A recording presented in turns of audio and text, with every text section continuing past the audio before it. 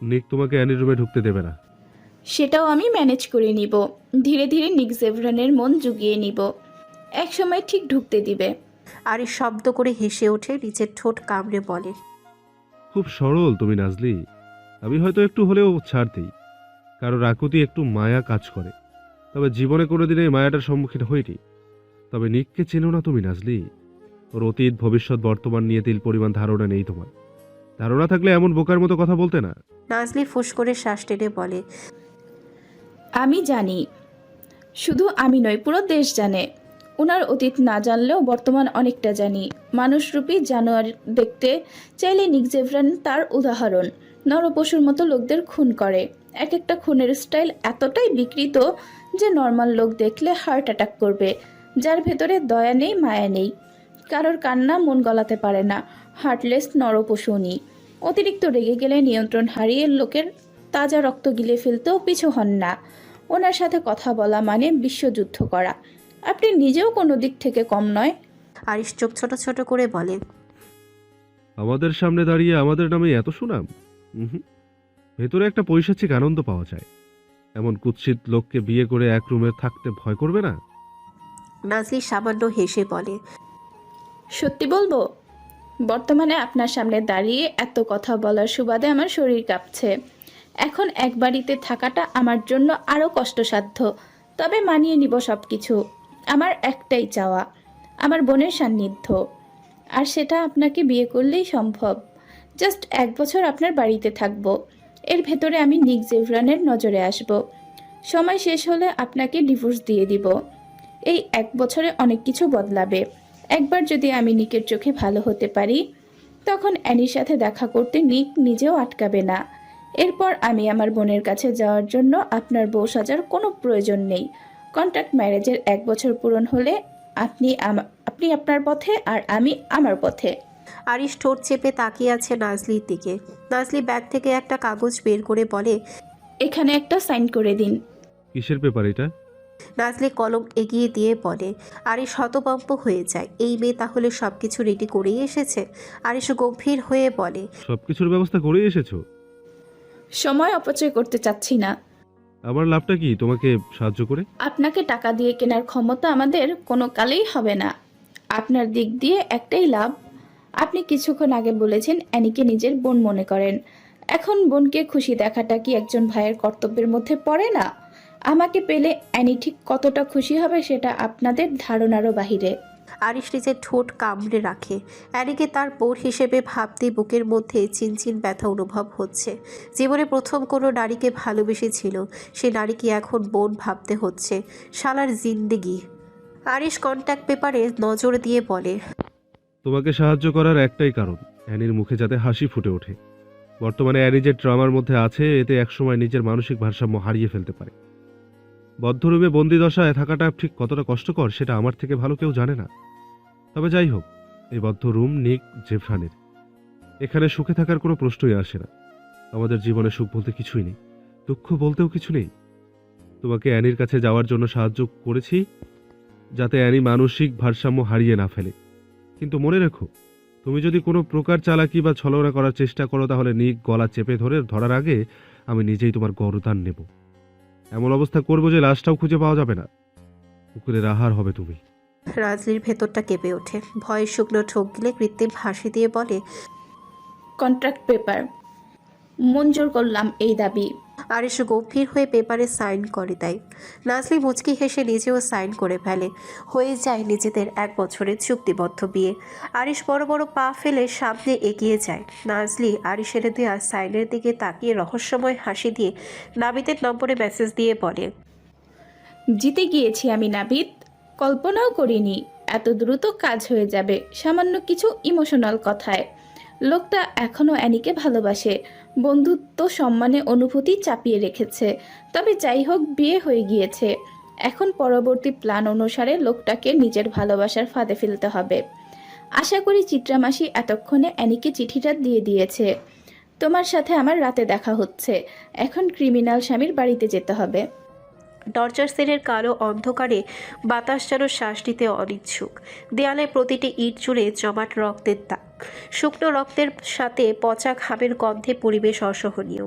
মেঝেতে লোহার শিকল পড়ে আছে, যার প্রতিটি কড়িকর শব্দ মৃত্যুর রণসঙ্গীতের মতো প্রতিধ্বনিত হয়। শিকলে বাঁধা দুজন মানুষের দেহ ধীরে ধীরে ক্ষতবিক্ষত ছায়ের মতো নুয়ে পড়েছে।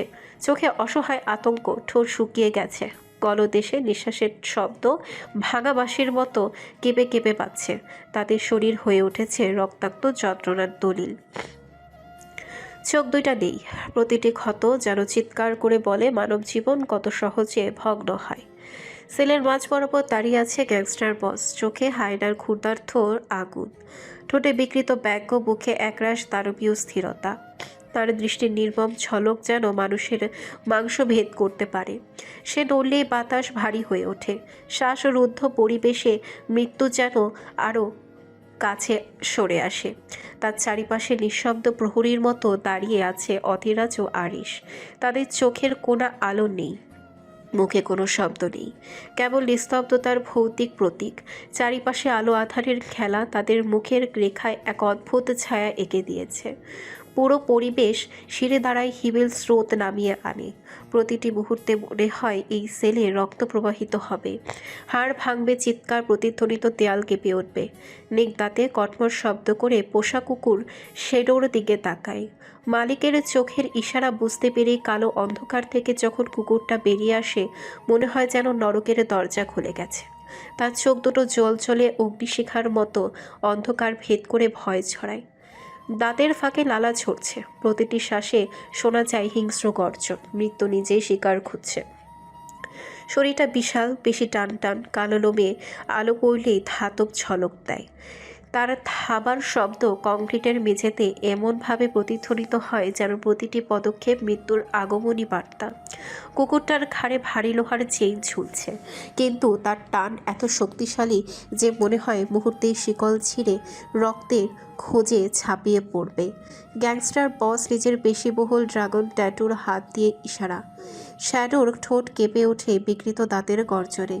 শিকারী পশুর মতো দৃষ্টি গিয়ে পড়ে শিকলবন্দি দুইজন রক্তাক্ত মানুষের উপর। লোক দুইটা শ্যাডোর গর্জন শুনে কণ্ঠ থেকে অজান্তেই বেরিয়ে আসে আতঙ্কের শ্বাসরুদ্ধ কণ্ঠস্বর। কুকুরটা দাঁত বের করে গর্জন তোলে, যেন সে শুধু বসের ইশারা অপেক্ষায়। তারপরে ছিঁড়ে ফেলবে মাংস, চূর্ণ করবে হাড়, আর রক্তের গন্ধে সেল ভরে উঠবে। নেক নিচের কুকুরের ভাষা বুঝল, হিংস্র দাবারের মতো হেসে বলে, দুইজন জীবিত মানুষ রেখেছি, আর যত ইচ্ছে খাও, মাথা নেই তোমার। শুধু রক্তগুলো রেখে দিও একজনের জন্য। শ্যাডো নিকের ইশারা পাওয়া মাত্রই এক লাফে লোক দুইটার উপর। অন্ধকারে হঠাৎ যেন নরক দ্বারের দরজা খুলে যায়। মুহূর্তেই মাফিয়া বসের কুকুরটি বজ্রবেগে ঝাঁপিয়ে পড়ে দুজন দেহের উপর। শ্বাসরুদ্ধকর গর্জন ছিঁড়ে ফেলে রাতের নীরবতা। রক্ত পিপাসু দাঁতের ঘর্ষণে মানুষের চামড়া ও পেশি যেন কাগজের মতো বিদীর্ণ হতে থাকে।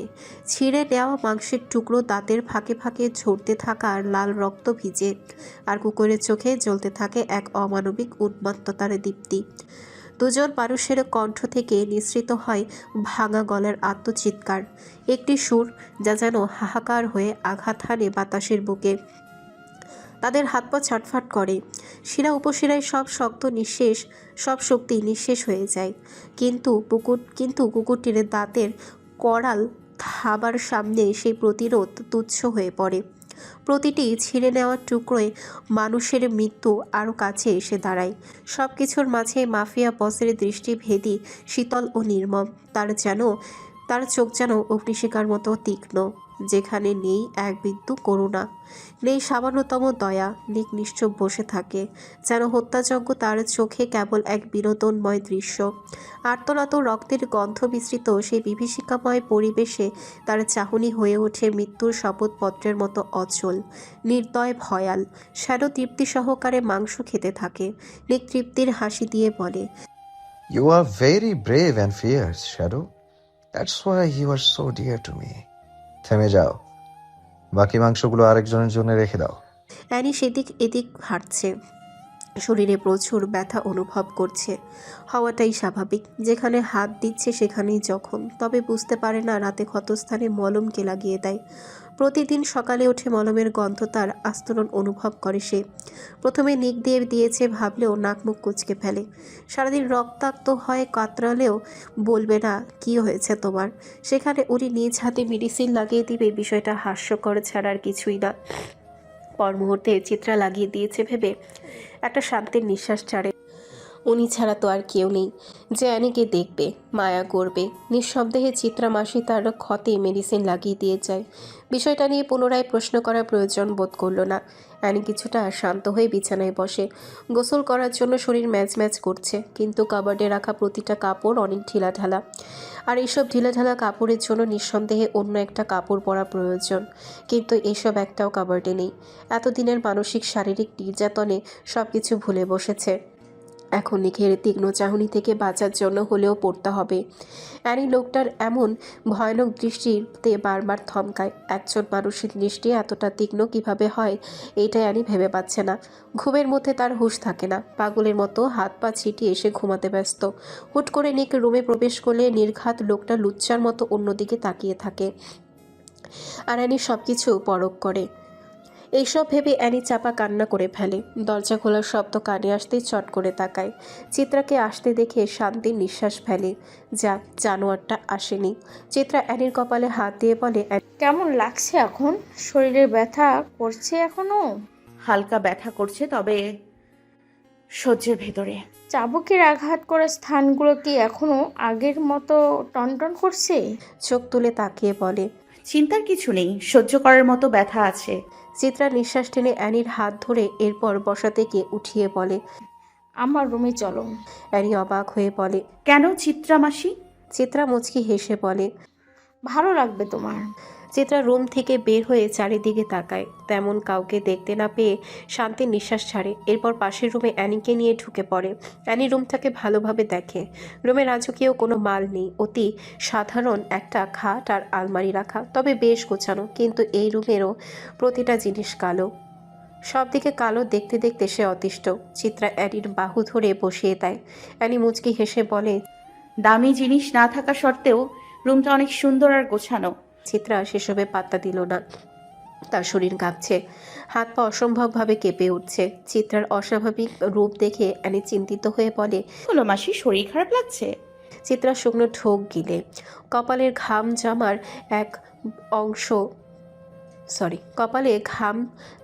এক অংশ দিয়ে মুছে নিজেকে শক্ত করে জামার ভেতর থেকে একটা সাদা কাগজ বের করে অ্যানির কাছে দেয়। এরপর সাবধানতা নিয়ে বলে, আমার রুমে সিসি ক্যামেরা নেই, তাই তোমাকে এখানে নিয়ে এসেছি। তাই এখানে যা কিছু হোক বস দেখবে না। তোমাকে আমার রুমে আসা নেই, প্রশ্ন করলে বলবে শরীরে ব্যথা করছিল তাই মাসির রুমটা দেখতে গিয়েছিলাম। আমিও সেম উত্তর দেব। অ্যানি কাগজটার দিকে তাকিয়ে কপাল কুঁচকে বলে। চিত্রা অ্যানির পাশে বসে বলে, চিঠি? তোমার বোন তোমাকে চিঠি পাঠিয়েছে? নাবিদ নামক একটা ছেলে আজ বিকেলে আমার কাছে দিয়েছে তোমাকে দেওয়ার জন্য। আমি এখনও খুলে দেখিনি, যেভাবে ছিল ঠিক সেভাবেই নিয়ে এসেছি। অ্যানি অবাক হয়, কাগজটার দিকে তাকিয়ে থাকে। খুশিতে চোখ দিয়ে পানি পড়তে থাকে। ঠোঁট কামড়ে কান্না আটকিয়ে বলে। নাবিদ ভাইয়া দিয়েছে?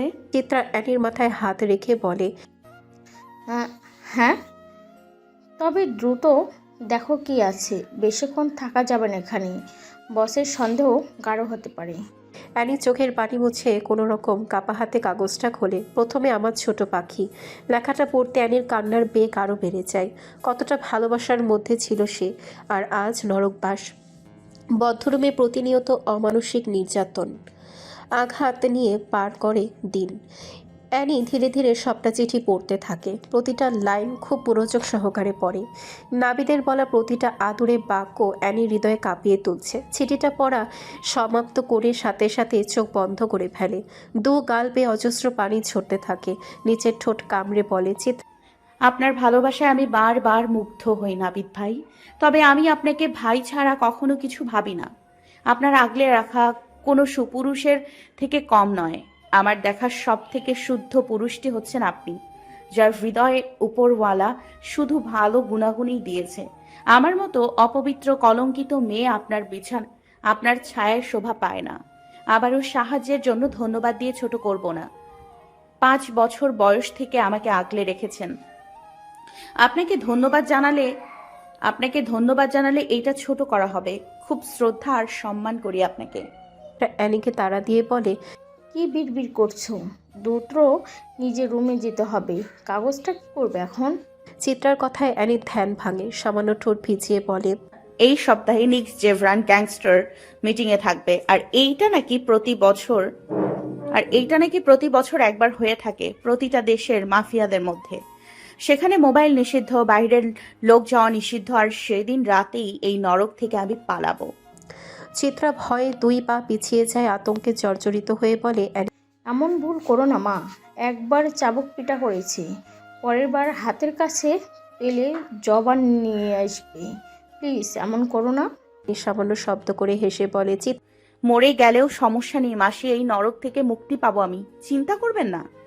এখন একবার বের হতে পারলে আমাকে আর খুঁজে পাবে না। প্রয়োজনে মাটির নিচে গর্ত করে থাকবো, তারপরেও এই জানোয়ারের সম্মুখে আসবো না। চিত্রা অ্যানির রাগে লাল হয়ে যাওয়া মুখটার দিকে তাকিয়ে শুকনো ঠোক গিলে বলে, কিভাবে বের হবে এখান থেকে?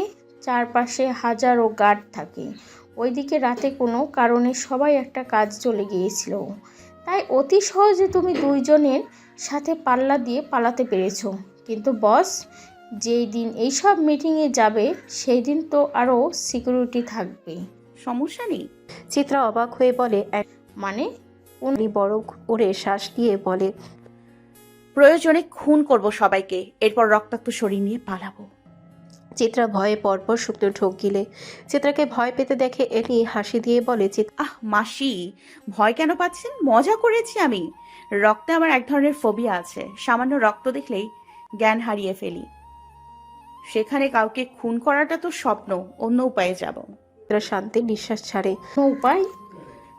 যেদিন যাব সেদিন দেখে নিয়েন, আজ অন্তত সিক্রেট থাক। চিত্রা অ্যানির দিকে তাকিয়ে বলে, প্রথমে দেখে তোমাকে যতটা ভীতু ভেবেছিলাম তুমি ঠিক ততটা ভীতু নও। অ্যানি ঠোঁট কামড়ে হেসে বলে, প্রয়োজনের তাগিদে আমি ঠিক কতটা নৃশংস হতে পারি সেটা আমার অতীত ঘাটলেই বোঝা যাবে। এখন আপাতত এই কাগজটা ফুরিয়ে দিন। সাইকোটা দেখে ফেললে সবকিছু উল্টোপাল্টা হয়ে যাবে। চিত্রা লাইটার দিয়ে কাগজেরটায় আগুন ধরিয়ে দিয়ে বলে, তোমার অতীত কি, আর পাচার কেন্দ্রে কিভাবে এসেছো? অ্যানি রুম থেকে বেরিয়ে যেতে যেতে বলে, অন্য দিন বলবো মাসি, আজ কান্না করার মুড আসছে না। অ্যানি রুমে চলে যায়। ঘরটির নীরবতা যেন আচমকায় অগ্নিগর্ভ হয়ে ওঠে। অ্যানি আপনা বিছানায় বসতেই হঠাৎ একটি লোহার মতো শক্ত হাত তার বাহুর মাংস চেপে ধরে। চাপের তীব্রতা এতটাই হিংস্র যে মনে হয় হাড় থেকে মাংস ছিঁড়ে ঝরে পড়বে। ব্যথার বিষাক্ত তিক্ততায় অ্যানি শ্বাসরুদ্ধকর হয়ে নাক মুখ বিকৃত করে ফেলে। নিকের দাঁতের ঘর্ষণে শব্দ ওঠে, যার মৃত্যুর সুর বাজছে। তার দৃষ্টি উন্মত্ত, বন্য সিংহের মতো ক্রুদ্ধ। মুহূর্তেই সে গর্জে ওঠে। মিসেস চিত্রা, সে এক গর্জন নয়, পুরো ভাইপার মেনশনের দেয়াল রাশি পর্যন্ত কাঁপিয়ে দেওয়া ভূমিকম্পের মতো প্রতিধ্বনি। গর্জনের প্রতিটি স্রোতে আতঙ্কের শিকড় যেন অ্যানির শরীরের প্রতিটি শিরা উপশিরায় ছড়িয়ে পড়ে। তার বুক কেঁপে ওঠে, ভয় তাকে অচল করে ফেলে। মস্তিষ্কে শঙ্কার ঝড়। লোকটা কি সব জেনে গেল? অথচ চিত্রামাসি তো বলেছিল ওই কক্ষে কোনো সিসি ক্যামেরা নেই।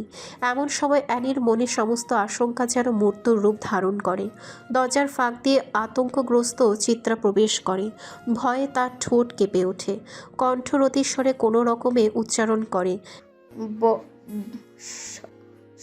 ডাকছিলেন? নিক ধীরে ঘাড় কাত করে, শিকারীর মতো ঈগল চোখে তাকায় তার দিকে। ধূসর মণিগুলোতে জমাট বেঁধে থাকা সন্দেহ থেকে আগুনের দাহন বেরিয়ে আসে। সেই দৃষ্টি এমন যেন মিথ্যার ক্ষুদ্রতম ছায়াকেও ছিন্ন ভিন্ন করে ফেলবে। চিত্রা মাথা নিচু করে দাঁড়িয়ে থাকে, কণ্ঠ একেবারেই স্তব্ধ। নিকের দাঁত কটমট করে বাজে, ঠোঁটের ভাগ দিয়ে বিষাক্ত শব্দ ঝরে পড়ে। তার কণ্ঠে জমাট রাগ, তার শরীরে ফুটন্ত হিংস্রতা। একটি সামান্য ভুল হলে মৃত্যুর দণ্ড ঘোষণা হয়ে যাবে। নিক হুঙ্কার দিয়ে বলে, কার পারমিশনে আপনি ওকে নিজের রুমে নিয়ে গিয়েছেন? এর জন্য আপনার কি অবস্থা করতে পারি ধারণা আছে? অন্তরে ভয় নেই? কলিজা কাঁপেনি আপনার? কের এমন ব্যবহারে ভয় রেখে অ্যানি প্রচুর অবাক হয়। মা সমতুল্য মহিলার সাথে কেমন অভদ্র ব্যবহার করছে। ছি, উফ সরি, জানোয়ারের থেকে আর ভদ্রতা আশা করছে কোন আক্কেলে। মাঝে মাঝে অ্যানি নিজের ভাবনায় নিজেই খুব বিরক্ত হয়ে যায়। একটা পশুর কাছে মনুষ্যত্ব খুঁজতে যায়। নিকের দৃষ্টি পাঁচ পাখির মতো শিকারি ভেদ করে যাচ্ছে চিত্রার অস্তিত্বের প্রতিটি কোণে। গর্জন মিশ্রিত ধমকে তার শরীরের রক্ত জমে আসছে, কণ্ঠ আটকে গেছে, সঠিকভাবে শব্দ বের হচ্ছে না। চিত্রার অঙ্গ প্রত্যঙ্গ কাঁপছে ভয়, যেন জীবনের শেষ মুহূর্তে এসে দাঁড়িয়েছে। অ্যানি সেই দৃশ্য সহ্য করতে না পেরে নিকের দিকে সোজাসুজি হয়ে বলে ওঠে। নিক কিছুক্ষণ দাঁত চেপে শ্বাস গিলে ক্রোধটাকে অল্প দমিয়ে আনে, তবুও চোখের আগুন নিভে না। ঠান্ডা কণ্ঠে শিকারীর মতো স্বরে বলে ওঠে। এই রুমেই করতে পারতে না? অ্যানি একইভাবে দৃষ্টি রেখে বলে। সেই সুযোগটা আমাকে দেন। শুধু মেয়েলি কাজ কেন, অনেক কিছু করব। সিসি ক্যামেরা লাগিয়ে রেখেছেন প্রতিটা কোনায় কোনায়। নিকের ঠোঁটের কোণায় তীব্রতা জমে ওঠে, ধূসর চোখ দুটো তীক্ষ্ণ বর্ষার মতো বিদ্ধ করে, গলায় হিম শীতল প্রশ্ন ঝরে ফেলে। কোনো মেয়েলি কাজে গিয়েছিলে? বলে। প্রশ্নটা শুনে অ্যানি হঠাৎ ভড়কে যায়, বুক ধরফর করতে থাকে, গলা শুকিয়ে কাঠ। সত্যি তো, কোন মেয়েলি কাজে গিয়েছিল সে? কিন্তু এখন মাথায় একটাও সঠিক কথা আসছে না। ভেতরের আতঙ্ক লুকাতে হঠাৎ এক টুকরো হাসি ফুটিয়ে তোলে, গলা সামান্য কেশে সাহস করে বলে ওঠে। আগে চিত্রা মাসিকে যেতে বলুন। স্বামী স্ত্রীর কথার মাঝে তৃতীয় ব্যক্তির থাকার শোভা পায় না। নিকের কপালে ভাঁজ পড়ে যায়। অ্যানির মুখে স্বামী স্ত্রীর সম্বোধন শুনতে দাঁত কটমট করে ওঠে, ভেতরটা অস্থির হয়ে ওঠে। পাগল ছন্ন ছড়ার মতো নিক এদিক সেদিক তাকায়। জানালে এই শব্দে কি এমন আছে যেটা শুনলে সে অস্থির হয়ে ওঠে? যে শরীরে কোনো মায়া নেই, হাড় নেই, সেই হৃদয়টা অজানা এক অনুভূতিতে কেঁপে ওঠে। গভীর নিঃশ্বাস টেনে নিক হুকুমের স্বরে বলে। দরজাটা ভালোভাবে লাগিয়ে দিয়ে যান। চিত্রার বুক থেকে যেন ভার নেমে যায়। সে তো বহুক্ষণ ধরে এই মুক্তির অপেক্ষাতেই ছিল। দ্রুত দরজা বন্ধ করে প্রাণ বাঁচানোর তাগিদে ছুটে যায়। দরজা লাগার শব্দ কানে আসতে অ্যানির ভেতরে ভয় তীব্র হয়ে ওঠে। সে হঠাৎ শিউরে ওঠে, একদম একা একা জানোয়ারের সঙ্গে একই ঘরে আছে। ভাবতে ঘৃণায় শরীরে কাঁটা দিয়ে ওঠে। নিক কোনো ভূমিকা না রেখে করে অ্যানির বাহু ছেড়ে দেয়, কিন্তু তার জায়গায় আছড়ে ধরে অ্যানির কোমর। আঙ্গুলগুলো লোহার থাবার মতো, নখ শিকারির শলাকার মতো নরম মাংসে গেঁথে যায়। মুহূর্তেই ত্বক বিদীর্ণ হয়ে লাল তরল রক্ত গড়িয়ে পড়ে। তার আকার বিশাল, গায়ের প্রতিটি পেশি উন্মাদ শক্তিতে থরথর করছে, যেন খাঁচা ভেঙে বের হওয়া সিংহ হিংস্র খামচে শিকারকে বিদীর্ণ করছে। ব্যথায় অ্যানি চোখ শক্ত করে বন্ধ করে ফেলে, ঠোঁট কাঁপতে কাঁপতে নিরুপায় স্বরে বলে ওঠে। লাগছে খুব, ছাড়ুন আমাকে। নিক অ্যানিকে নিজের সাথে মিশিয়ে নেয়, এরপর আচমকা দেয়ালের সাথে ছোট শরীরটা ধাক্কা লাগায়। হঠাৎ আক্রমণে অ্যানি হতভম্ব হয়ে যায়। নরম ব্যথাতুর শরীরটা দেয়ালের সাথে ধাক্কা খাওয়াতে যেন হাড়গুলো ভেঙে আসতে চাইছে। অ্যানি তাকানো পূর্বেই নিক এক ঝটকায় অ্যানিকে দেয়ালের সাথে পেছন থেকে চেপে ধরে। অ্যানির মুখ দিয়ে ঠেকেছে দেয়ালের মধ্যে, আর পিঠ গিয়ে ঠেকেছে নিকের শক্ত চওড়া বক্ষে। নিক চোয়াল শক্ত করে অ্যানির মাথার পেছনে চেপে ধরে কিরবিড়িয়ে বলে। প্রতিটা লাইন সত্যি বলবে, একটা মিথ্যে বললে জ্যান্ত পুঁতে দিয়ে আসবো। কেন গিয়েছিলে ওই রুমে? অ্যানি কথা বলতে পারছে না। এইভাবে চেপে ধরাতে মনে হচ্ছে জীবন বেরিয়ে আসবে। কোনো রকম আওয়াজ তুলে বলে। কষ্ট হচ্ছে খুব, ছাড়ুন। নিক কটমট করে বলে। কষ্ট দেখতে আমার ভালো লাগে, পৈশাসিক তৃপ্তি আসে। জানোয়ার আপনি, লোকের কান্না দেখে আনন্দে মেতে ওঠেন। জানোয়ারের থেকেও খারাপ আমি। এখন সোজা সাপটা বলবে, নয়তো দেয়ালের সাথে আঘাত করতে করতে মাথা ফাটিয়ে ফেলবো।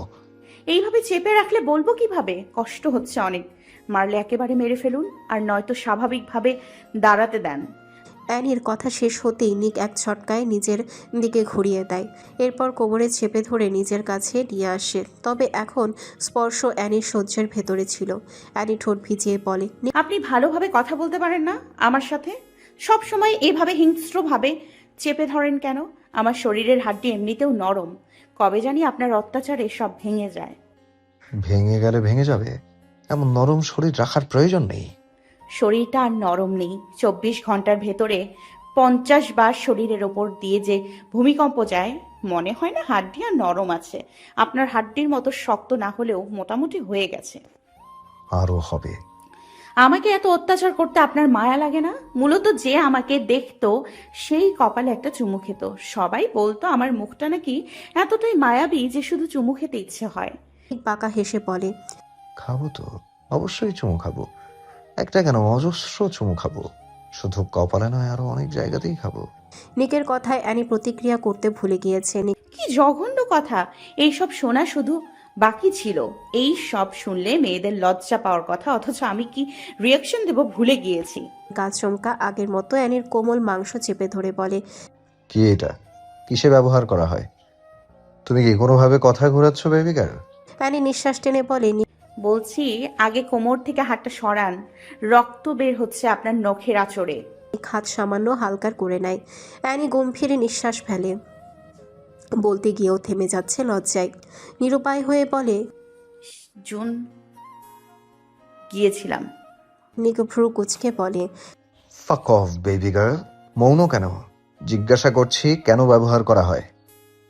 নিকের প্রশ্নে অ্যানির কান দিয়ে ধোঁয়া বের হচ্ছে। লজ্জায় আর রাগে হাঁসফাঁস করতে থাকে। অ্যানিকে এমন হাঁসফাঁস করতে দেখে ধমকে ওঠে। নিকের ধমকে অ্যানি কেঁপে ওঠে। ইচ্ছে করছে নিকের ঘাড় ধরে বোঝাতে, শালা, যখন চিনিস না তখন আগ বাড়িয়ে জানার এত ইচ্ছে কেন? সারা জীবন থেকেছে বাইরের দুনিয়ায়, অসামাজিক পরিবেশে, এখন এসে প্রশ্ন করছে কি এটা? এখন আমি কিভাবে উত্তর দিব? অ্যানি চোখ বন্ধ করে এক বাক্যে বলে দেয়। অ্যানির কথা কর্ণে প্রবেশ করতে নিক কপাল কুঁচকে বলে, প্রয়োজন নেই এসব জিনিসের। এটা ছাড়া দেখতে বেশি ভালো লাগে। অ্যানির গাল দুটা রক্তিম হয়ে ওঠে। নিকের বাহু থেকে পালাতে ব্যর্থ ছটফট শুরু করে দেয়। নিক শক্ত করে আরও চেপে ধরে নিজের সাথে। অ্যানি তপ্ত শ্বাস ফেলে বলে, নিক আপনি হার্টলেস হওয়ার সাথে সাথে নির্লজ্জার ঠোঁট কাটাও বটে। অ্যানির কোমর সামান্য স্লাইড করে ছেড়ে দেয়। অ্যানি যেন হাফ ছেড়ে বাঁচে। নিক ব্লেজার খুলে বলে, নির্লজ্জ তো আমি বটেই বেবি গার্ল। সময়ের সাথে আরো অনেক কিছুর সাক্ষাৎ হবে। অ্যানি মনে মনে তাচ্ছিল্য হাসে। সেই সময়টাই আর আসবে না গ্যাংস্টার বস নিক জেভরান। জাস্ট আর কয়েকটা দিন, আশার আলো পেয়েছি আজ আমি। অ্যানি কোমর থেকে টিস্যু দিয়ে রক্ত পুছে দিয়ে বলে, 40 বছরের বুড়োদের এত নির্লজ্জ হলে লোকে হাসবে গ্যাংস্টার বস। বুড়ো শব্দটা যেন নিকের কানে আগুন ধরিয়ে দিয়েছে। শার্টের দুটা বোতাম খুলে রাখা, উন্মুক্ত বক্ষে ড্রাগন ট্যাটুগুলো কেমন হিংস্র হয়ে বেরিয়ে আসতে চাইছে। নিক পেশিগুলো টান টান করে রাগে উত্তেজিত হয়ে বলে, 40 বছরের বুড়ো কাকে বললি? 31 আমি। পুনরায় বুড়ো বললে গলা চেপে ধরবো। অ্যানি সামান্য বাঁকা হেসে বলে, এত পবিত্র গালি, আই লাইক ইট। বাংলার সাথে ইংরেজি মিশ্রণ। 31 আর 40 সেম টু সেম, জাস্ট একটু ডিফারেন্ট। এত রিয়াক্ট করার কিছু নেই। নিক কোনো মতে রাগ সামলিয়ে বলে, নিক জাস্ট শাট আপ। একটা ইশারা দিলে 1000টা মেয়ে এসে আছড়ে পড়বে আমার উপর। আর সেখানে বুড়ো বলার স্পর্ধা কিভাবে দেখাও তুমি? এর কথায় ঘৃণায় খিনখিন করে ওঠে শরীর। সামান্য হাসি দিয়ে মৌনতা নিয়ে বলে, এতগুলো মেয়ে সামলান কিভাবে? সাবধানে থাকবেন নিক জেভরান, মেশিনে জং ধরে যাওয়ার চান্স আছে। নিজের বউটার জন্য কিছু বাঁচিয়ে রাখুন। বেচারিকে কেন নিজের অধিকার থেকে বঞ্চিত করছেন? নিক ঠোঁট কামড়ে তাকায় অ্যানির দিকে। নিক জেভরানের জিনিস এতটা নরবরে নয়। নিজেই সবকিছু চেক করে দেখতে পারো বেবি গার্ল। সেই বৈধতা তোমার আছে। এতে আমার অসমাপ্ত কাজটাও করা হয়ে যাবে। একদম বঞ্চিত করবো না তোমাকে। অ্যানি চোট করে তাকায় নিকের দিকে। চোখে চোখে মিলন ঘটে। অ্যানির চোখ দিয়ে তাকাতেই নিক আবারও উন্মাদ হয়ে ওঠে। নিঃশ্বাস ঘন ঘন হয়ে ধমক দিয়ে বলে, নিক চোখ নামাও, দৃষ্টি ফেরাও নিজের। কেন? নিঃশ্বাস টেনে বলে। রাতের নিস্তব্ধতা তখন এমন ঘন যে বাতাসের ভেতরও যেন মৃদু ছায় আর ভার। আকাশ আচ্ছন্ন শ্যামল কালোয় অদৃশ্য মেঘের গহ্বরে চাঁদ নির্বাসিত। তার আলো শ্বাসরুদ্ধ হয়ে নিস্তেজ। চারিদিকে গাছপালার কঙ্কাল সদৃশ ছায়া লম্বা নখের মতো মাটিতে প্রসারিত। ঝিঝি পোকার একঘেয়ে আর্তনাদ সে নীরবতাকে আরও ভয়ার্ত করে তুলেছে। এমন মৃত্যু নির্ভীত অন্ধকার ছিন্ন করে হঠাৎই গর্জে ওঠে ইঞ্জিনের শব্দ। শাঁসা ছেদধ্বনিতে বুকে ঝাঁপিয়ে আসে এক কালো গাড়ি, যেন রাতের দেহে বজ্রাঘাত। শুষ্ক মাটির উপরে চাকার ঘর্ষণে উড়ে যায় ধুলো কুণ্ডলী, ঘুনি পাকিয়ে ছড়িয়ে পড়ে বিষাক্ত ধোঁয়ার মতো। হেডলাইটের ক্ষুরদার আলোক রেখা অন্ধকার বিদীর্ণ করে বাগানবাড়ির শ্যামল ছায়ার উপর নিক্ষেপ করে ভৌতিক আভা। গাছের শাখাগুলো মুহূর্তেই যেন দানবীয় বাহু হয়ে ওঠে। অবশেষে ঝড়গতির সেই যান্ত্রিক জানোয়ার দাঁত কিচিয়ে থেমে যায় আরিশের বাগান বাড়ির দ্বারে। আকস্মিক থামার অভিঘাতে মাটি কেঁপে ওঠে। টায়ারের গরম রাবারের গন্ধ বাতাসে ছড়িয়ে পড়ে দমবন্ধ করা ধোঁয়ার মতো। আর মুহূর্তের জন্য নিস্তব্ধতা আরও শ্বাসরুদ্ধ হয়ে ওঠে। হঠাৎ এইভাবে গাড়ি থেমে যাওয়াতে নাজলি ভয় পেয়ে যায়। চারিদিকে বিশাল গাছপালা দেখতে পেয়ে ভড়কে যায়।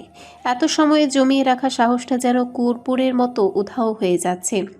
এতক্ষণ তো নিজেকে শক্ত করেছে, কিন্তু এখন আরিশকে ভীষণ ভয় করছে। ওরা গ্যাংস্টার, হৃদয়ে কোনো দয়া মায়া থাকে না। তাদের কাছে ভালো কিছু আশা করাটা বোকামি। যদি নাজলিকে খুন করে গাছের সাথে ঝুলিয়ে রাখে, কেউ তো খুঁজে পাবে না। বড় বড় কোকদের মেরে ঘুম করে ফেলে, কেউ কোনো প্রমাণ পায় না। আর সেখানে নাজলি তো চিনেপুটি মাত্র। লোকটা খারাপ কিছু না করলেও হয়। সাহসের দাপট দেখিয়ে চলে এসেছে, কিন্তু এখন নাজলি নিজেই গ্যাস ছাড়া বেলুন। আরিশ গাড়ি থেকে নেমে ভেতরে প্রবেশ করে। নাজলিকে আসতে না দেখে ঘাড় পেছনে নিয়ে বলে, বাইরে থাকার ইচ্ছে হলে থাকতে পারো, আমি গ্লাস লাগিয়ে দিচ্ছি। এরপর চাইলেও ভেতরে ঢুকতে পারবে না। আরিশের গম্ভীর কণ্ঠ কানের ভেতরে প্রবেশ করতে নাজলি শৈশবের মতো বিভ্রান্ত মনে ঘুম ভেঙে আসে। চারিপাশে থেকে মনে হচ্ছে ভুতুরে নিস্তব্ধতা প্রতিধ্বনি স্পন্দিত হচ্ছে। প্রায় প্রতিটি ছায়া যেন তার শ্বাসকষ্টের সাথে একাত্ম হয়ে নড়াচড়া করছে। হঠাৎ শরীরের স্বাভাবিক প্রতিরোধহীনতা হারিয়ে নাজলি দ্রুততর পায়ে আরিশের দিকে এগিয়ে আসে। লিভিং রুমে প্রবেশ করার সঙ্গে সঙ্গে আরিশের হাতে থাকা রিমোটটি কাঁপতে থাকা হাতে পায়ে হেলিয়ে কাউচের পিঠ নামিয়ে দেয়। নাজলি ভয়ে সামান্য সটকে যায়। চোখে অচেতন শঙ্কার রং জল জল করছে।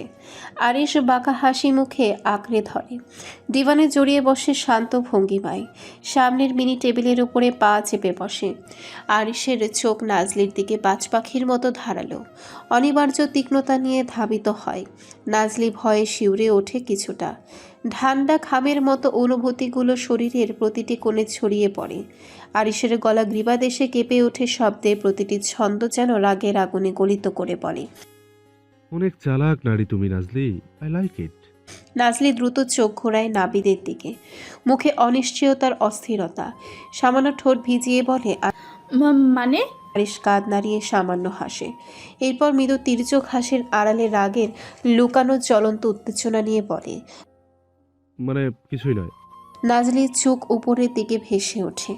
অধৈর্য এবং অন্তঃসত্ত্বার শঙ্কায় বলে, আমার বোন কোথায়? কখন দেখা করতে পারবো ওর সাথে? আরিশের চোখ ছোট ছোট হয়ে অগ্নিবিদ্ধ ধূসর কণার মতো ঝলঝল করে ওঠে। রাগের পিচ্ছিল ছায়া তার দৃষ্টি ঢাকা দিয়ে বলে, তোমার বোন তার স্বামীর বাড়িতে। নাজলি চমকে ওঠে। কণ্ঠে দম বন্ধ করা বিস্ময় ও আতঙ্কের মিশ্রণ। মানে? মানে অ্যানি নিকের মেনশনে, আর এই স্থানটি আমাদের বাগান বাড়ি। নাজলির চোখ অগ্নি স্পর্শক রাগে ভরে ওঠে। প্রতিটি নারী যেন ক্রোধের আগুনে ছিঁড়ে যাচ্ছে। শরীর ভেতর থেকে কেঁপে ওঠে। কণ্ঠে জমে থাকা প্রতিরোধের আগুন নিয়ে বলে, তাহলে আমাকে মেনশনে না নিয়ে এখানে এনেছেন কেন? আরিশ শান্ত ভঙ্গিমায় কর্কশ গলায় বলে, তোমার রক্ত দিয়ে গোসল করব বলে। কর্কশ হিম্মাহীন ভয়ানক কণ্ঠে ধ্বনি প্রতিধ্বনিত হয়।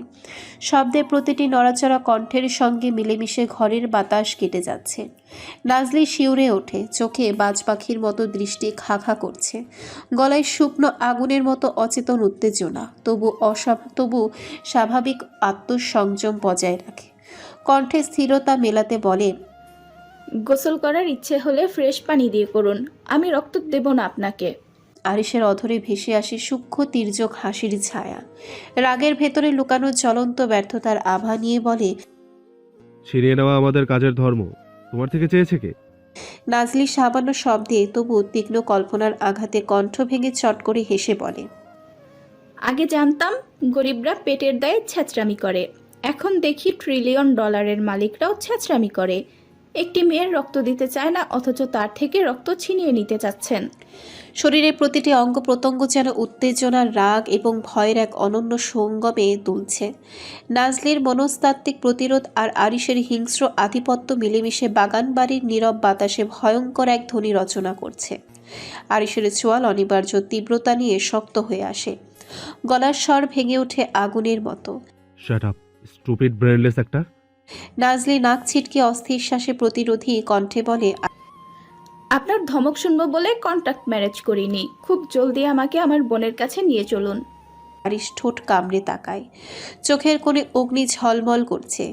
গম্ভীরতায় ভরা সুরে প্রশ্ন ছুড়ে দেয়। কখন যাবে? নাজলি লাজুক হাসি লুকিয়ে দৃঢ় মনোভাব নিয়ে বলে, চলুন এখন যাই।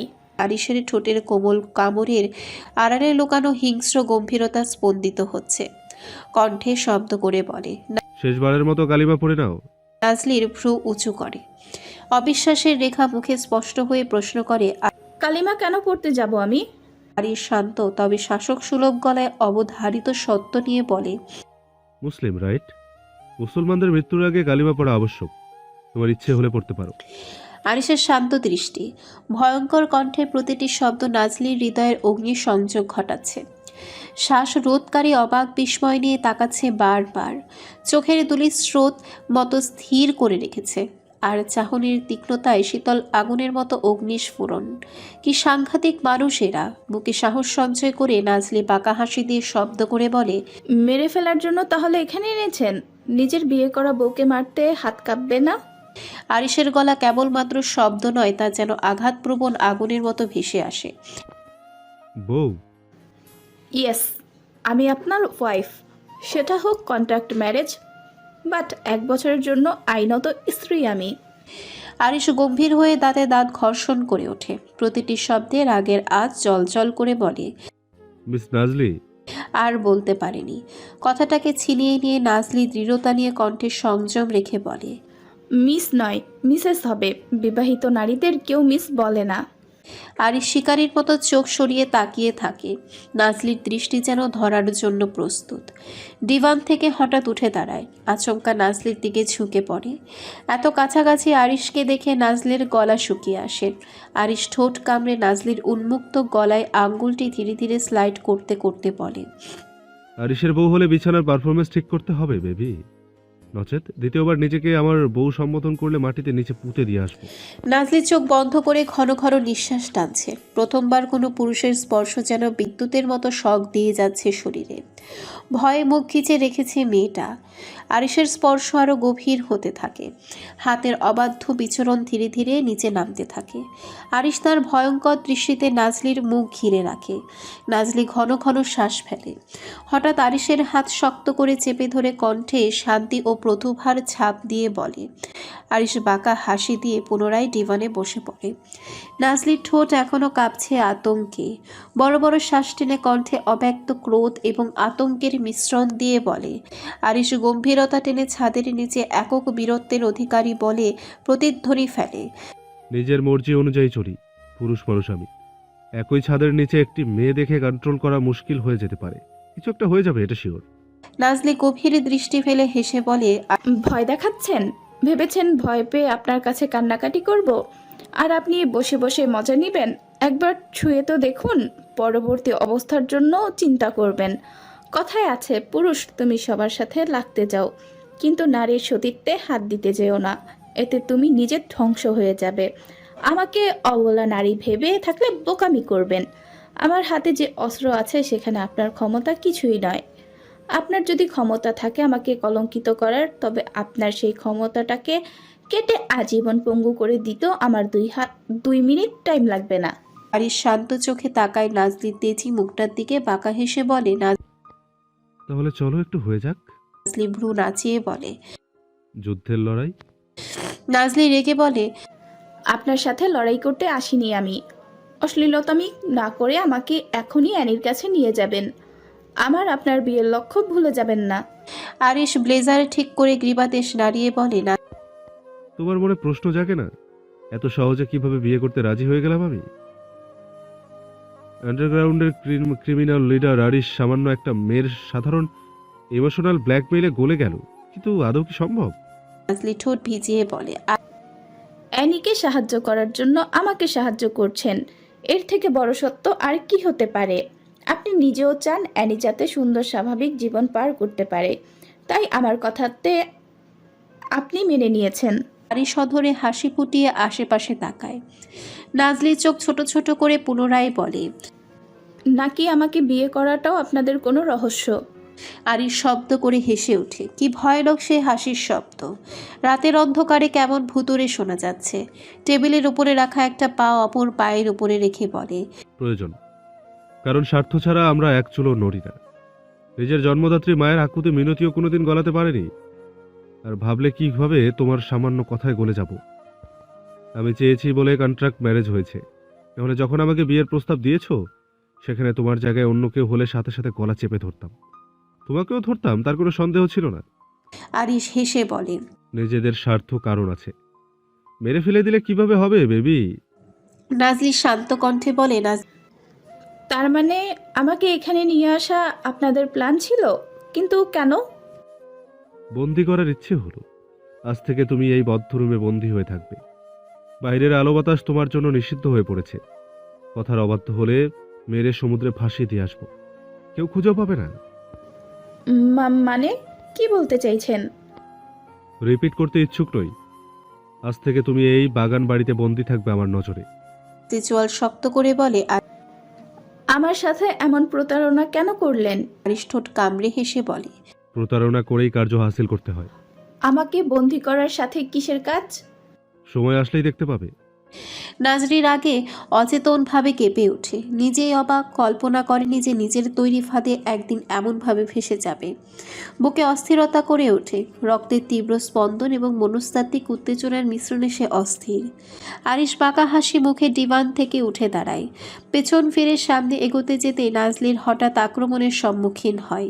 টেবিলের ওপরে রাখা ফল কাটা ছুরিটা চট করে ধরা দিয়ে নাজলি এক মুহূর্তের জন্য আরিশের পিঠের মধ্যভাগে প্রবেশ করিয়ে দেয়। হঠাৎ ছুরির আঘাতের জন্য আরিশ নিজেও প্রস্তুত ছিল না। পুরোটা শারীরিক আঘাত না হলেও রক্তে তার সাদা শার্ট লালাবু হয়ে যায়। ব্যথায় নাক মুখ কুঁচকে যায়, পা দুইটা থেমে যায়। চোয়াল শক্ত করে রাগ প্রকাশ করে আর পেছন ফিরে তাকায়। আরিশ কোনো রকম সতর্কতা ছাড়াই নাজলির গালে থাপ্পড় বসায়। থাপ্পড়ের সঙ্গে যেন দুনিয়া মুহূর্তেই ঘুরে যায়। প্রতিটি স্পন্দন, প্রতিটি দম বন্ধকারী নিঃশ্বাস ঘরের বাতাসে ভেসে ওঠে। নাজলি সঞ্চালন হারিয়ে পুনরায় ডিভানের উপরে ছিটকে পড়ে। আরিশ ধীরে ধীরে কিন্তু হিংস্রতার সঙ্গে নাজলির চুল শক্ত করে ধরে সম্মুখে মুখ নিয়ে আসে। নাজলির গালের কাছে ঠোঁট চেপে ধরে চিবিয়ে চিবিয়ে বলে, সব জায়গায় সাহস দেখিয়ে নিজের বিপদ রেখে আনতে যেও না। আঘাত করার আগে ভেবে নেবে সামনে দাঁড়িয়ে থাকা ব্যক্তিটা কে। এখানে এসেছো তোমার সম্মতিতে, কিন্তু যাবে আমাদের ইচ্ছেতে। এমনি এমনি বিয়ের পেপারে সাইন করে ফেলিনি। শালি বেশি তিরিং বিরিং করলে অবস্থা খারাপ করব। হঠাৎ ফোনের আওয়াজে আরিশ নাজলিকে ছিটকে সরিয়ে দেয়। নাজলি গালে হাত দিয়ে চোখ বন্ধ করে ফেলে। আরিশ ফোনের দিকে এক পলক তাকিয়ে নাজলির উদ্দেশ্যে বলে, একদম আওয়াজ করবে না, আমার বোন ফোন দিয়েছে, তোমার আওয়াজ যাতে শুনতে না পায়। নাজলি কোনো প্রত্যুত্তর করল না, একইভাবে ঠাইভাবে বসে আছে পাথরের মতো। আরিশ নিজেকে স্বাভাবিক করে রাগ কন্ট্রোল করে ফোন রিসিভ করে। ফোন রিসিভ করতে এক চঞ্চল কণ্ঠ ভেসে আসে, কখন থেকে ফোন দিচ্ছি, রিসিভ করতে দেরি কেন হয়েছে তোমার? আরিশ মুখের কঠোরতা সরিয়ে স্বাভাবিকভাবে বলে, ব্যস্ত ছিলাম। এত রাতে ফোন কেন দিয়েছিস? ঘুমাসনি এখনো? মেহের কিছুক্ষণ চুপ থেকে অভিমানী কণ্ঠে বলে, ভাইয়া তুমি বিয়ে করেছো অথচ আমাকে একবার জানাওনি। আরিশের মাথায় যেন আঘাস ভেঙে পড়ছে। জানলো কিভাবে এই মেয়ে? আরিশ কপাল কুঁচকে বলে, কে বলেছে তোকে এসব? নিচের দাদা মশাইয়ের অধিরাজ ভাইয়া কথা বলছিল, আমি দূর থেকে শুনেছি। তেমন কিছু নয়। কিন্তু বিয়ে তো করেছো। আরিশ চোখ গরম করে বলে, বললাম না এমন কিছু নয়। মেহের প্রায় কেঁদে দিবে ভাব। ধমকাচ্ছ কেন ভাইয়া? দাদা মশাই কখনো মিথ্যে বলে না, না জানিয়ে বিয়ে করার জন্য তোমাকে ক্ষমা করে দিলাম, কিন্তু কাল সকালে তোমার এখানে আসছি আমি। আরিশ অধৈর্য হয়ে বলে, একদম নয়, বাইরে বের হওয়া যাবে না কিছুতেই। কিন্তু ভাইয়া আমি আসতে চাই। আরিশ ফুস করে শ্বাস টেনে বলে, বাইরে সব শত্রুদের চলাচল, তোকে দেখলে অ্যাটাক করবে। মেহের জেদ ধরে বলে, অপেক্ষা করব তোমার জন্য ভাইয়া। আরিশ মেহেরের জেদের কাছে পরাজিত হয়ে বলে, আমি নিয়ে আসবো, একা বের হবি না। মেহের মুচকি হেসে বলে। আরিশ ফোন কেটে দেয়। নাজলি তাচ্ছিল্য হেসে বলে, নিজের বোনের জন্য এত দরদ, অথচ অন্যের বোনেরা পণ্য।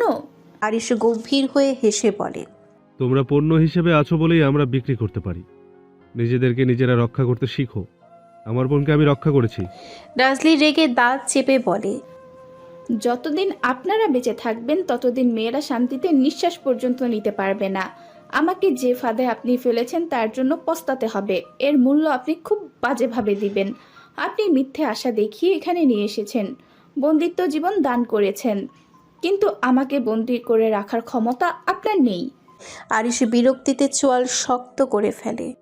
এত তেজ কেন তোমার? বন্দি হয়ে আমার সামনে দাঁড়িয়ে আছো, অথচ ভিতরে কোনো ভয় নেই। আরিশ এক প্রকার রাগ নিয়ে উপরে চলে যায়। সব রাগ গিয়ে পড়ে নিকের ওপর। বাল মার্কা আজাইরা ঝামেলায় তাকে ফাঁসিয়ে দিয়েছে। মেয়েদের কখনো কাছে ঘেঁষতে দেয়নি, এখন একটা জ্যান্ত মেয়ের সাথে এক ছাদের নিচে থাকতে হবে ভাবতেই যেন রাগটা আরও বেড়ে যায়। বাড়ির ঘন বাতাসটা যেন ধোঁয়ার চাদরে ঢাকা, তাতে মিলেমিশে আছে নোংরা ঘামের গন্ধ, পোড়া সিগারেটের দগদগে ধোঁয়া, আর পুরনো কাঠে শুষে থাকা নোনা রক্তের শীতল আভাস।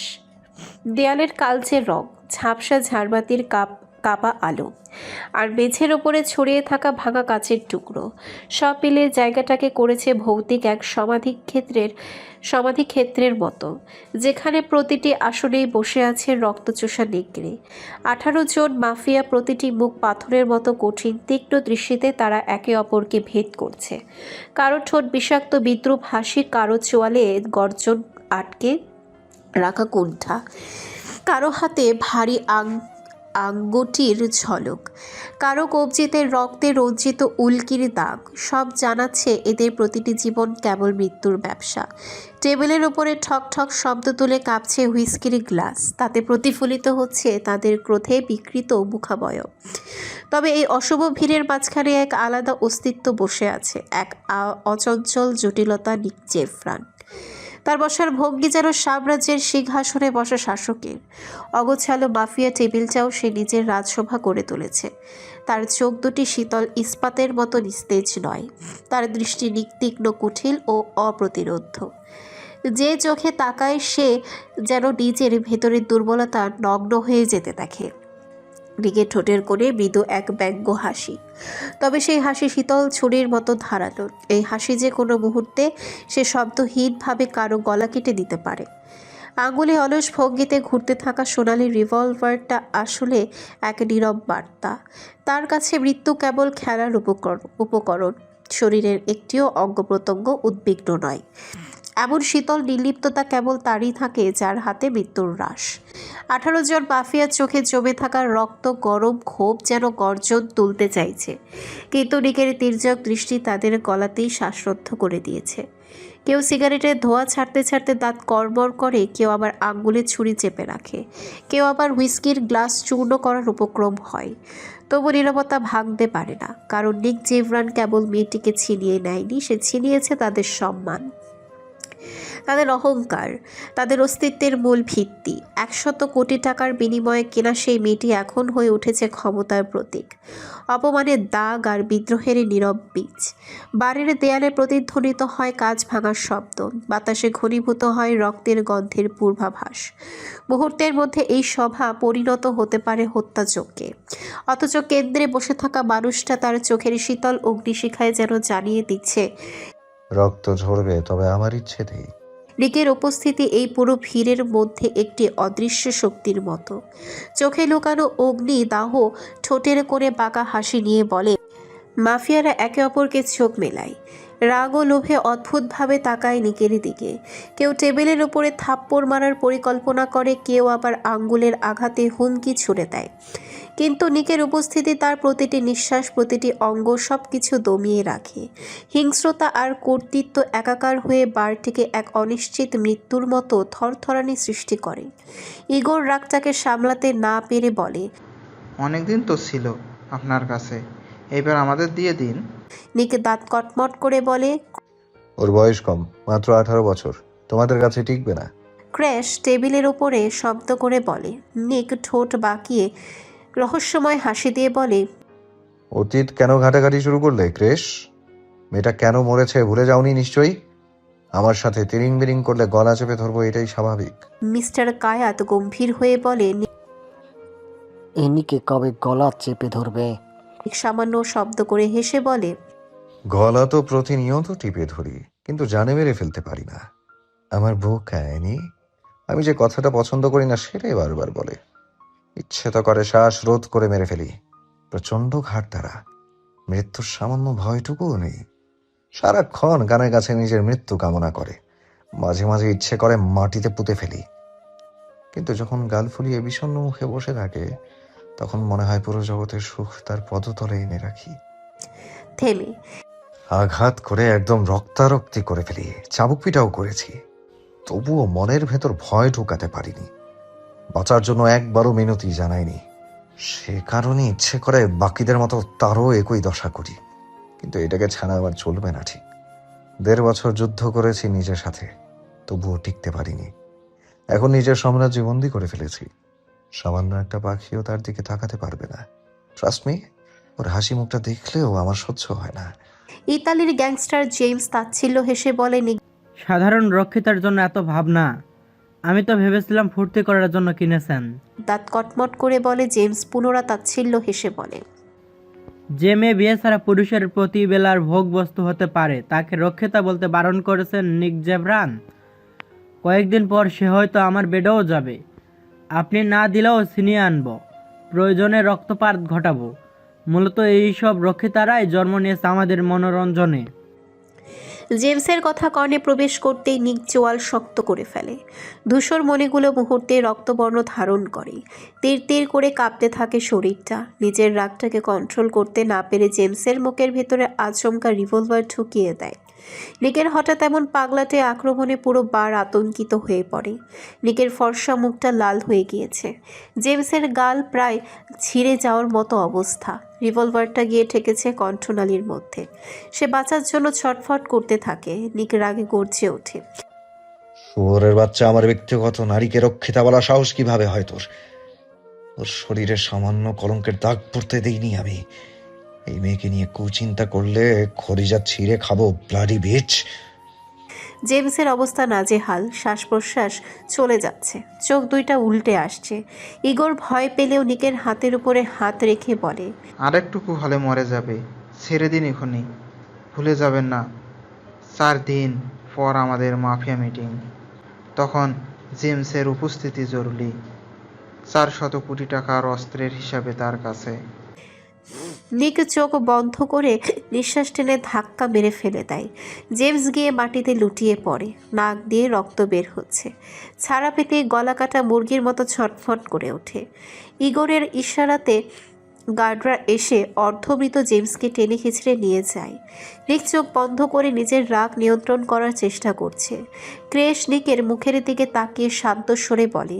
নিক চোয়াল শক্ত করে বলে, শুক্রিয়া আদায় করো, জানে এখনো মারিনি, তবে এটার মৃত্যু লেখা হয়ে গিয়েছে। মিস্টার কায়াত গ্রীবাদেশ নাড়িয়ে বলে। কজনকে মারবে তুমি? নিক তীক্ষ্ণ চোখে ঘাড় কাত করে তাকায়। লিস্টের প্রথমে তুমিই আছো কায়াত। থেমে 6371 কিলোমিটার ব্যাসার্ধের এই পৃথিবীতে 8.247 বিলিয়ন লোক সংখ্যার মধ্যে যতজন এই নারীকে ঘৃণিত ইঙ্গিত দেবে, ঠিক ততজনকে মারবো। প্রতিটা মাফিয়া অবাক হয়ে তাকিয়ে আছে। বিনা অনুমতিতে একটা মেয়ে তার রুমে ঢুকে পিঠে সামান্য স্পর্শ করেছিল বলে তার গলা টিপ মেরে ফেলেছিল। আজ সেই নিক জেভরান একটা মেয়ের জন্য ধ্বংসের ইতিহাস রচনা করছে। ইগোর দাঁত চেপে বলে, উন্মাদ হয়ে গিয়েছিলেন আপনি? এই মেয়েকে না ফেলে আমরাও বসে থাকবো না। তাহলে কি আপনি মাফিয়া সাম্রাজ্যের সবাইকে মেরে ফেলবেন? আমার কথাটা মেবি বুঝতে পারোনি ইগর। ঠোঁট কামড়ে বলে, প্রয়োজনে পুরো মাফিয়া সাম্রাজ্য ধ্বংস করব। আমি জানি তোমরা মাফিয়া মিটিং এর জন্য অপেক্ষা করছো, না হলে কবে অ্যাটাক করতে। মাফিয়া মিটিং শেষ হলে ক্ষমতা থাকলে চোখ তুলে তাকিয়ে দেখো। কায়াত রক্তলাল চোখে বলে, যে কোনো মূল্যে আমি ছিনিয়ে আনবো। দাঁত কটমট করে বলে, সামান্য স্পর্শ করে দেখাতে পারলে আমি নিক জেভরান গ্যাংস্টার পদ থেকে সরে যাব। নিকে চেয়ার থেকে উঠে দাঁড়ায়। এরপর ধীরে ধীরে দরজার দিকে সামনে আসে। তার পদক্ষেপ মেঝেতে প্রতিধ্বনিত হয়। প্রতিটি শব্দ কক্ষের ভেতরে ভয়ানক আগুনের মতো ছড়িয়ে যায়। পেছন থেকে কায়াত শব্দ করে বলে, পুরো সাম্রাজ্য আমি শাসন করলেও তোমাকে শাসন করছে একটা মেয়ে। সতর্ক থেকেও এই মেয়ে তোমার ধ্বংসের কারণ না হয়ে দাঁড়ায়। শুনেও শুনল না কারোর কথা। প্রতিটা মাফিয়ার চোখে হিংসার আগুন ঝলঝল করছে। শুধু ক্ষমতা আর শক্তি দিয়ে কেউই পেরে উঠছে না। নিকের বাজ পাখির মতো ধারালো দৃষ্টি আর তীক্ষ্ণ বুদ্ধির কারণে আজ পুরো সাম্রাজ্যের বাদশাহী। রাত প্রায় ৩টার কাছাকাছি একটা বাজে স্বপ্নে হুট করে অ্যানির ঘুম ভেঙে যায়। কিছুটা ভয় পেয়ে সামান্য পানি পান করে। পুরো রুমে আলোকিত, তবুও তার কাছে সব অন্ধকার লাগছে। একটা রুমের সব কিছু যদি কালো হয় তাহলে অন্ধকার লাগাটাই তো স্বাভাবিক। অ্যানি পানিটা খেয়ে নিককে খোঁজার জন্য মরিয়া হয়ে ওঠে।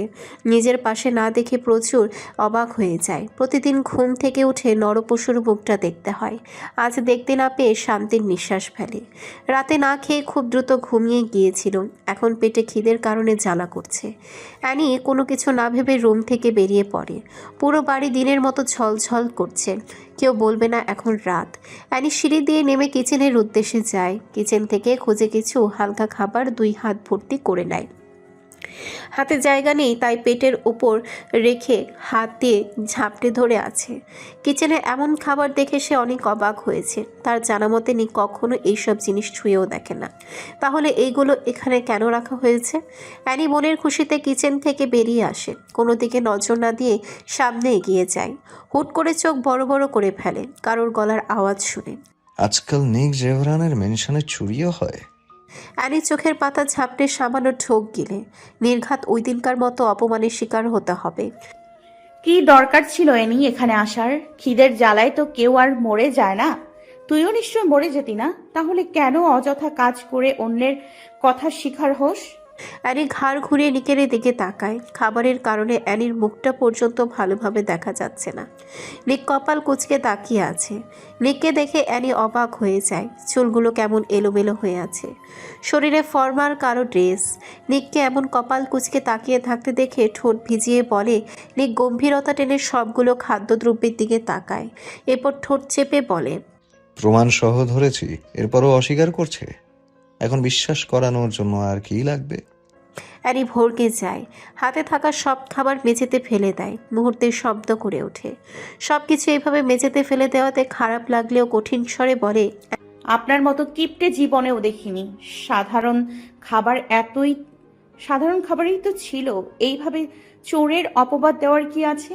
মূলত অবৈধ ব্যবসায়ীরা এমন ছোট মনেই থাকে। অ্যানিকে রাখতে দেখে নিক ঠোঁট কামড়ে বলে, পুরো সাম্রাজ্য খেয়ে ফেললেও কিচ্ছু বলবো না বেবি গার্ল, বাট এইগুলো ফেলে দেয়া তোমার একদম উচিত হয়নি। এখন নিজেই সবকিছু পরিপাটি করবে। অ্যানি চোয়াল শক্ত করে বলে। নিক জীবনেও করব না। পাকা হেসে বলে। অ্যানি ইজ্জতের ভয় সবারই আছে। কাপা গলায় বলে। নিক গ্রীপাদেশ নাড়িয়ে মোবাইলটার দিকে তাকিয়ে বলে, তোমার শাওয়ার নেওয়া ভিডিও কি অনলাইনে পোস্ট করে দেব? আমার কথা না শুনলে নিজের সর্বস্ব হারাবে। অ্যানি কেঁপে ওঠে, টোট চেপে কান্না আটকিয়ে বলে, সর্বহারা মেয়েটাকে আর কি সর্বহারা করবেন নিক জেভরান?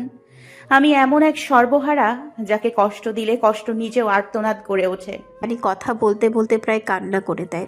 চোখ দিয়ে পড়তে থাকে নোনা জল। নিক অ্যানির কান্নারত মুখটার দিকে তাকায়, তবে ভুলেও চোখে চোখ রাখে না। নিক গম্ভীর নিঃশ্বাস টেনে বলে, Fuck off, baby girl. Stop crying.